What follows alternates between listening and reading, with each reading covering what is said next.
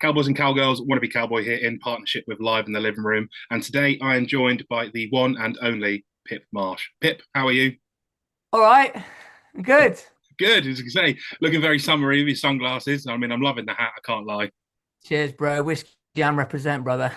Gotta love it. So, Pip, for the people that don't know who you are or what you do, give us a little insight. Okay, so my name's Pip Marsh, and I hail from I'm from the West Midlands originally, hence the stupid accent. But I now live in Cheshire, and I guess you'd call me a alternative artist, I suppose. I grew up with country music. I grew up in the country. My dad used to ride rodeo. But I grew up loving, country music from Kenny Rogers to then, listening to Sum 41 and Linkin Park. And, my taste just became this kind of love for anything that sounded a bit cry, anything that wanted to make me cry.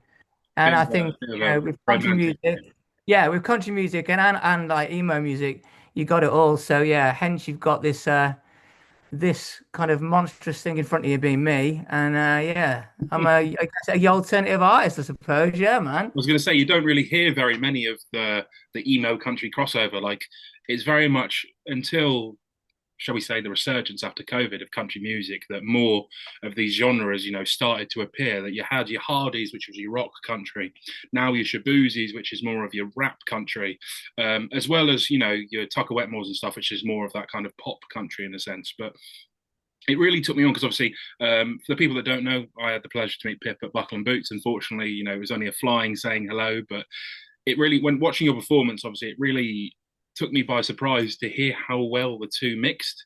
Because you wouldn't think of the kind of pop punk and country mashing up so well, but I get it's something you must be able to do in your head, like to write these songs and to get the tunes and the chords to mix with them. Like how do you come up with these brainwaves? Like what's the creative instinct, shall we say? Like is it naturally there, or do you take scenarios that you've seen and go, oh, I want to write about that, or It's a weird one, really. I think I work with some amazing producers. My main producer being Andy Shaw, who I work with over here.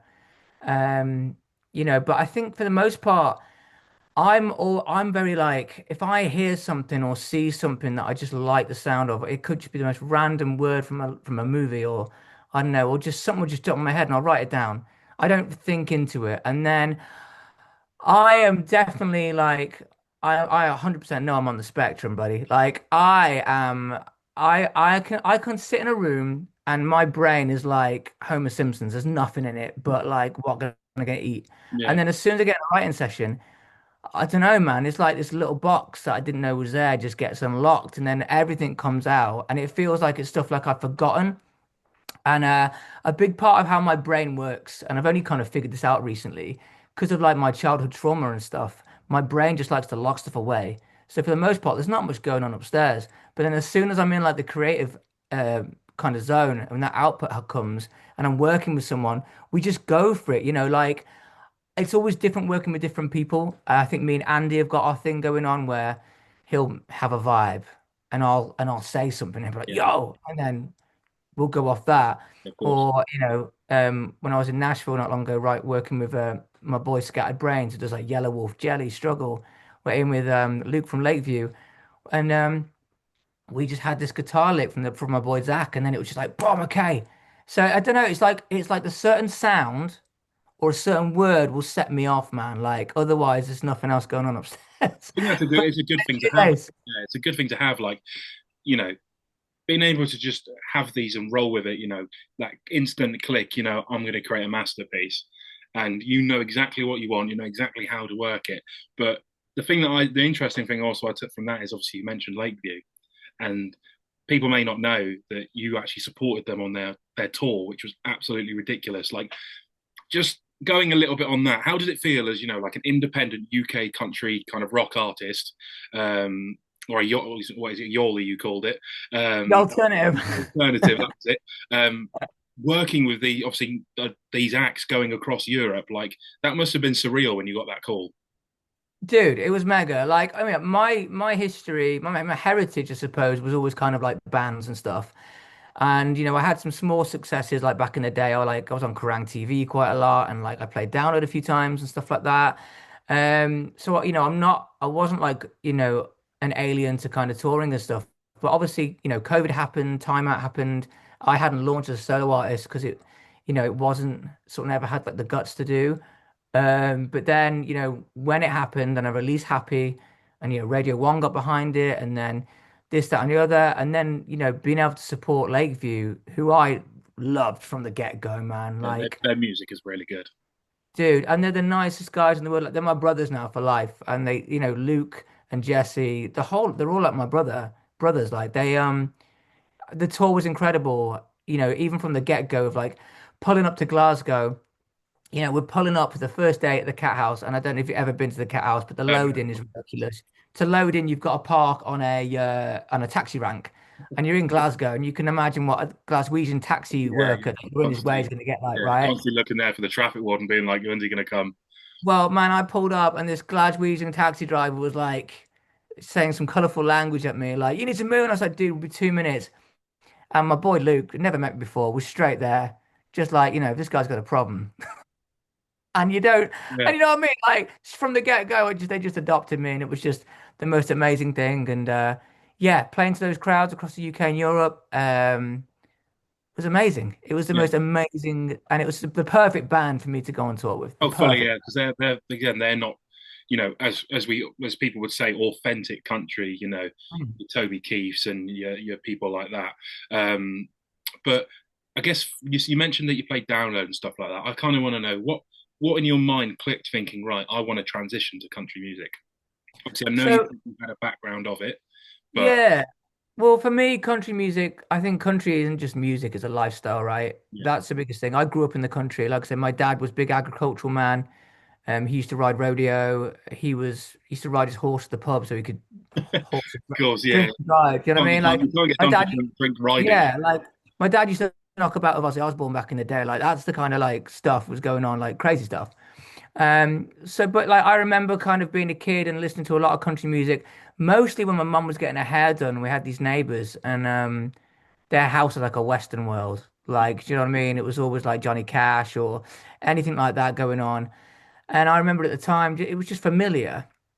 But then I think, growing up and just finding like Linkin Park and Sum 41, I was like, yo, this is me. Yeah, yeah, you can't go But, wrong with those acts. yeah, dude. And but I always loved country music. It was just there was something familiar about it. And I think there was just just some familiarity with it all the time. Especially the production, because Yeah, it's kind of like there's a lot of similarities. The instrumentation's obviously different for the most part, but that kind of raw, especially you look at like early emo stuff, yeah, the like raw raw emotion. Yeah, production, and it's all there, and storytelling. Do you know what I mean? Like it's all the same kind of stuff. Maybe a little bit more literal in some respects and less poetic, but the kind of fundamental kind of storytelling's there. And then for me, I was in a few bands. COVID happened, and my one band we signed to a management company in Los Angeles, same company that had like Fleetwood Mac and stuff, and it was yeah, really exciting. Then COVID happened, and then it didn't happen, and we all went our separate ways. And I remember having a writing session with my then bass player, and I wrote these lyrics, and he was like, "Dude, that sounds like a country song, mate." And I was like, "It does, doesn't it?" Anyway, flash forward, I was in with my dad one day. And my dad said to me, he goes, son, I never liked that metal stuff. Well, he didn't say stuff you were yeah, doing. It was a bit shouty for me. He goes, I was showing him these country demos that I've been doing. He's like, but this is really good stuff, son. He's like, you need to get out to Nashville, son. You need, because apparently my Uncle John was a country folk singer. We yeah. don't know what happened to him. We think he died in like some sort of drug deal on a boat in America, but that's a different story. But my dad was always like, you need to go to Nashville. And I was like, oh, yeah, yeah. I didn't think much of it. And then when I lost my dad, it just felt like, I don't know, like a calling from God or some stuff, like to go and like, because my dad was a big religious guy as well. And he was always like telling me like everything will work out, have faith. And I don't know, man, like just something felt like I need to do this. Yeah, I so for need to you, it's like a do, piece of reconnection to your father. dude, you know what I mean? Like being in Nashville, standing on stage at a whiskey jam to a packed full room of people. My dad was on that stage with me, man. Yeah, And I was like, this is for Peter Marsh. And like the whole room just erupted. And it just felt like I feel like I'm home, man. I feel like I'm home. I feel like, you know, I'm not your typical country artist. Like, and this is no shade on anyone else. Like, I don't wear a cowboy hat. I don't sing in an American accent. Like I like to think that I'm authentic and like I'm trying to. I'm never going to self-proclaim God, I'm a country artist or whatever, but I feel what I'm doing is quite fresh, and I feel, especially in the UK scene, I think it's important to kind of have these hybrids of like genres because it's all kicking off in Nash now. You know, you've got people like Yellow Wolf, he's like hip hop with Yeah, like of country. course. You've got Jelly and Even like like Post Malone. Post Malone Post obviously Malone, is a, right? is a known rapper. Like Exactly. I used to listen to like Post Malone when he was producing like White Version and like Congratulations and stuff like that, like old Post. And with the Dude, yeah. transition obviously into country, he's taken it on leaps and bounds. But you're completely right. I have to agree with you. Well, like having that differentiation from your authentic different country artists, it makes you stand out as a person because people are thinking this is different. Like not many people are doing this, and therefore that gains the traction. So you got to keep doing what you're doing. We absolutely love it. I won't lie, your songs are absolutely great, mate. I've listened to them Thanks, man. numerous times, but the one reason, obviously, we want to talk about and we wanted to get you on is because a little birdie tells me that in what date are we on now? So you'll be watching this on the 18th. In a week's time, Yeah. the new single drops. How Oh, excited are we yeah. for? It's called "We Should Drive." Obviously, you were speaking about Nashville. I read the information, obviously, which you sent across, and the fact that that song came from Nashville, how like that must be a connection that you can take this song whenever you listen to it. As you said, you can feel like you're back at home. Dude, that song coming about was just me and Andy kicking about because I was we were in Bournemouth writing this one, and we are just kind of sitting there, and Andy had these melody ideas, and it was just really cool. And I was like, that's sick. And I was like, and then I just had this idea of like this bar that I loved when I was in East Nashville called Ernie's, Yeah, and it's a cool little spot, man. And I don't know, little I vibe. remember. Dude, so sick. I remember standing at the bar, right? And there's just all these different people, right? There's all these different people. And I remember some lovely lady started speaking to me. And she was like, "Oh yeah, I'm a backing singer for Billy Joel." And I was like, "What?" And but then there's somebody else who's just like they work in a bar. And I was just thinking, these people are at this bar, just kind of like we don't know why they're here. And I don't know, I just had this idea of like, imagine these two people from completely separate worlds who sat at this bar and then they hit it off and then they just get out of there. And it Yeah. just felt like an escapism idea. And me and Andy put it to work and we wrote this banger. And I'm really proud of it. I think we did a great job, man. No, I have to say, like, being able to technically listen to it exclusively, obviously, via yourself, it definitely I can hear the mix of, like you said, emo music and country music, and just the blend. Obviously, I don't know them, but a big shout out to your producers because the way that that has been mixed and the way you've lyrically managed to match each word to raw emotion, it's a talent that not many people have. So I have to give props to you, Pip. Thanks, It mate. is it is a certified banger, as we should say. Uh, but Cheers, it's man. also, I mean, I saw the clips on your social media. I mean, that truck looked absolutely gorgeous. Like, That truck was insane, man. Shout out to my boy Mark for like linking me up with that. It was so loud. It's like a 6 liter engine. yeah, Like was that in the UK? It was filmed. that was in the UK. It looks like I'm back in Tennessee, man. Yeah, But the scenery and stuff. You picked the perfect spot, but no, it's dude, just a case of I love like you say, the aspect of your music. You talk about the raw heart emotion and the fact that you've said that you've this idea came for you with just just people telling stories. Like you say, you sit in a bar, you look at people around, you never go, oh, they're the same as me, because everyone has a different background. yeah, it's great. It's just crazy. Like it just when now it's finally coming there, it's going to be out. The excitement must be building that you're just going to be like Oh, people to hear it. well, I haven't, like I said, my last single I released was Clumsy, and I released that as I arrived in Nashville. And I've been cooking some stuff for my boy Scattered Brains out in Nashville. Um, and I need to go back out and finish some stuff. But me and Andy just thought, right, let's write an absolute banger. And yeah, we should drive just happened, and it just feels like yeah, I'm just so excited for people to hear the song. I'm really proud of it, and yeah, I'm gassed, man. I'm gassed. It's going to be good. So obviously, again, for people, We Should Drive is coming out on the 25th of July. You'll be able to stream it, I imagine, on Spotify, Apple Music, YouTube, Yeah, all every those good home. places. But tell us, Pip, have you got anything coming up this summer? Have you got any, events or gigs that we're going to find you at? Yeah, man. So I'm gonna be at Country Calling Festival on the Saturday. So just follow the loud swearing and shouting and getting people involved. So that's where I'm gonna be at. There's some other stuff being confirmed at the moment that I can't say right now, Yeah, that's but fine, that's completely fine. that's pretty cool. So look out for that. There's going to be something announced pretty soon. And then yeah, back to Nashville. Gonna try and hit up my boy and try and get back on Whiskey Jam. And yeah, we're just submitting for some tours and stuff. I'm gonna be over at the Jelly Roll show in Paris and both London shows, just chilling with my boy Casey What and are you? Are France. you there on this? Are you there on the Sunday? Yeah, I'll be there both days, man, because Have I'll to, be there oh, with Jelly's I crew. know this. I don't know if James, if you're going to include this, then you can. But if you don't, cut it. It's fine.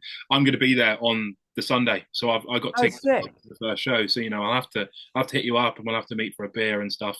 Dude, for Just sure, man. nice to see you again in person.